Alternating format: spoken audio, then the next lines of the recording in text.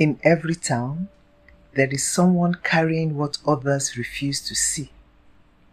Not sin, not scandal, but weight. This is not a story of a loud failure. It is the story of a quiet responsibility. This is the unseen burden. Welcome to the Afro Tales with Kemi, where African stories are told slowly, honestly, and with meaning. So sit back, open your heart, and walk with me through today's tale, told as always, the African way. I am Kemi Iwalesi. In the town of Ayetoro, people slept well at night. Not because life was easy, but because Bamidele Ajayi was awake. He was not the richest man in town, not the loudest, not the most educated. But when something went missing, people called Bamidele. When disputes arose, they sent for him. When tragedy struck, he arrived without being asked. He kept no title, but everyone deferred to him. Bamidele was the kind of man whose strength showed in how little he spoke. And yet, no one knew what he carried home each night. Bamidele's house was always full. Not with laughter, not with celebration, but with responsibility. The gate was never fully closed. Someone was always coming in. Someone was always staying longer than planned. If walls could sigh, this house would have learned how. Inside lived his widowed sister, whose grief had settled into her bones. Her 3 children moved through the house carefully, as if afraid of taking up too much space. There was his mother, whose memory came and went like harmattan wind. Some days she called him by his name. Other days she asked for a man who had been dead for 10 years. And then there was Shadi, his wife. She smiled warmly outside the house. Inside, her silence did the talking. Every evening, Bamidele paused at the entrance. Shoes lined the floor. Small ones, worn ones, ones that did not belong to him. Each pair represented a need, a responsibility, a promise he had never officially made, but somehow owned. He stepped carefully, as if one wrong movement might break something already fragile. He did not announce his decisions. He carried them quietly, like a man afraid that speaking them aloud might make him selfish. And so, every night, Bamidele went to bed tired before the day had even ended.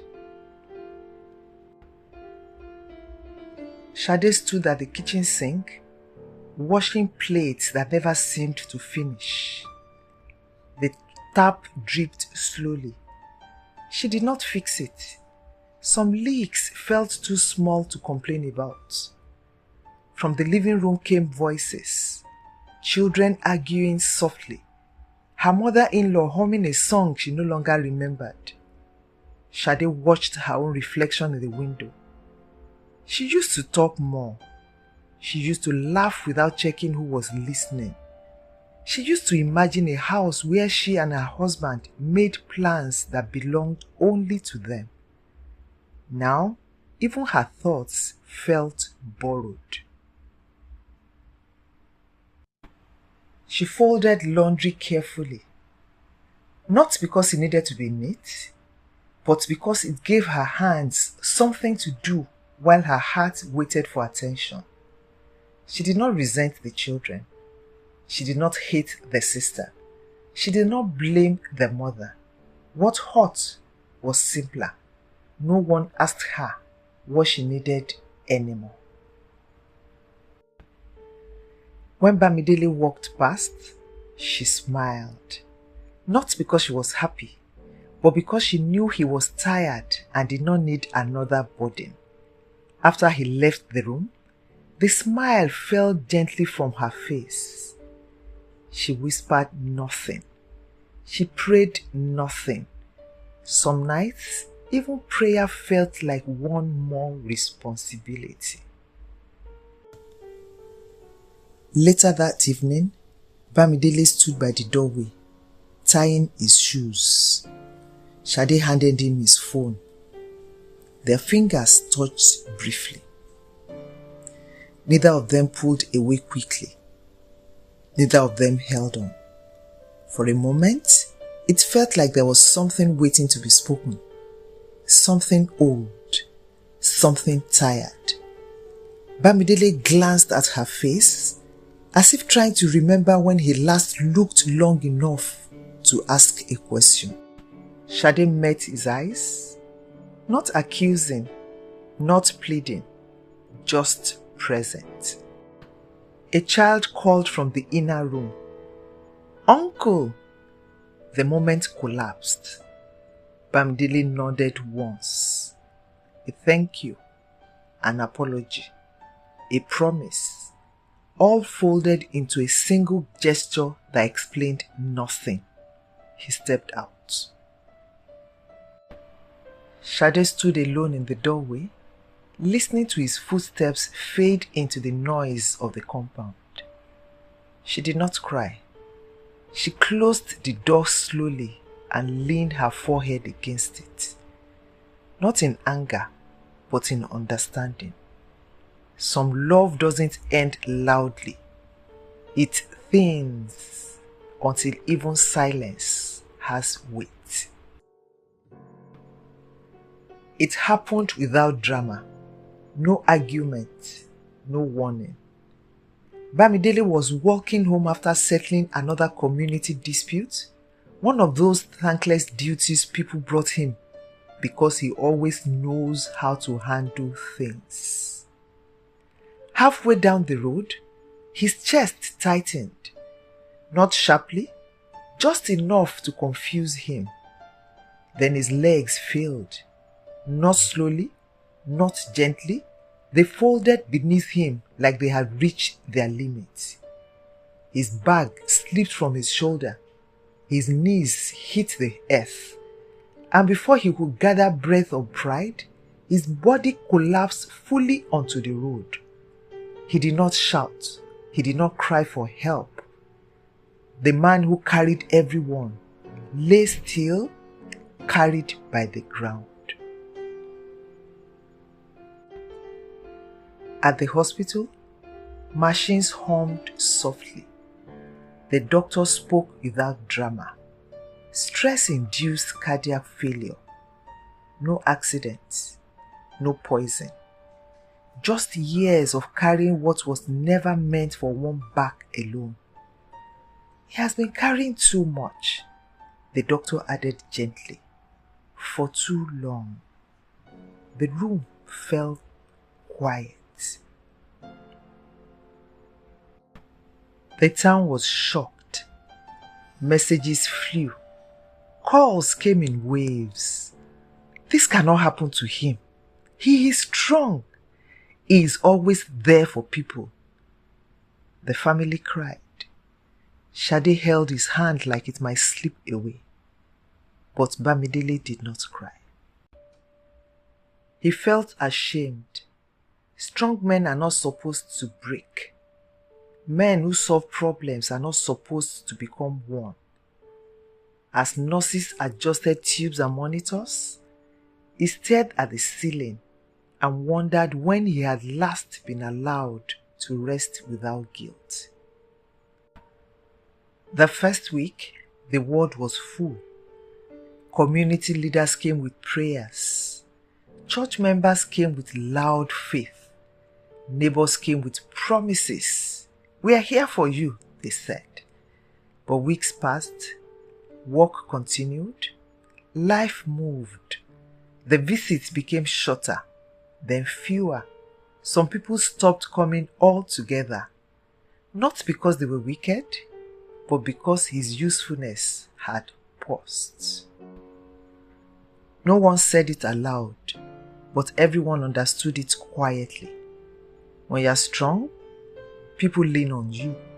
When you fall, they step back, afraid the weight might transfer. Help, Bamidele realized, has an expiry date. Bills arrived faster than visitors. Decisions he once made for others were now made without consulting him. People stopped asking for advice, stopped waiting for him. And in that stillness, he understood something that hurt more than illness. People love helpers, but they rarely stay when helpers need help. One night, unable to sleep, Bamidele turned his face toward the wall, not to hide tears, but to hide the truth forming in his chest, that strength had made him visible, but weakness had made him invisible. And that was the shift that would change everything. Recovery was not loud. Bamidele did not return home as a hero. He returned thinner, slower, watching the ceiling more than the world. The phone stopped ringing the way it used to. People said, "Rest well," and continued their lives. At night, Shadi sat beside him. Sometimes she held his hand, sometimes she did not. She prayed without posture, without volume. God, if strength is all he knows himself by, teach him who he is without it. Bamidele did not hear the prayer, but something inside him did. When Bamidele could no longer stand fully on his own, help changed his tone. People came less, calls shortened, concern learned to hurry. The sister still needed, the children still asked, the mother still forgot. But now, patience wore thin. Not everyone said it aloud, but Bamidele heard it anyway. You were useful before. At night, he stared at the shoes by the door, still many, still waiting. And for the first time, he wondered if love had conditions he had never read. And so, the house remained full, not with noise, but with needs that never announced themselves. Shoes still gathered by the door, some small, some worn, some never moved. Bamidele recovered slowly, not into strength, but into awareness. He learned that being needed is not the same as being supported, and that carrying everyone quietly does not make the weight lighter. Shadi never said, "I warned you." She simply stayed.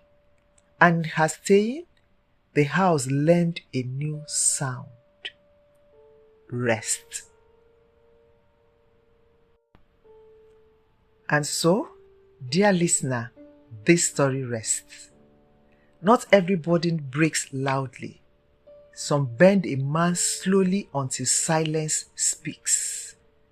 This is the Afro Tales with Kemi, where African stories are told slowly, honestly, and with meaning. Until the next tale finds you, may the help you give one day return to you.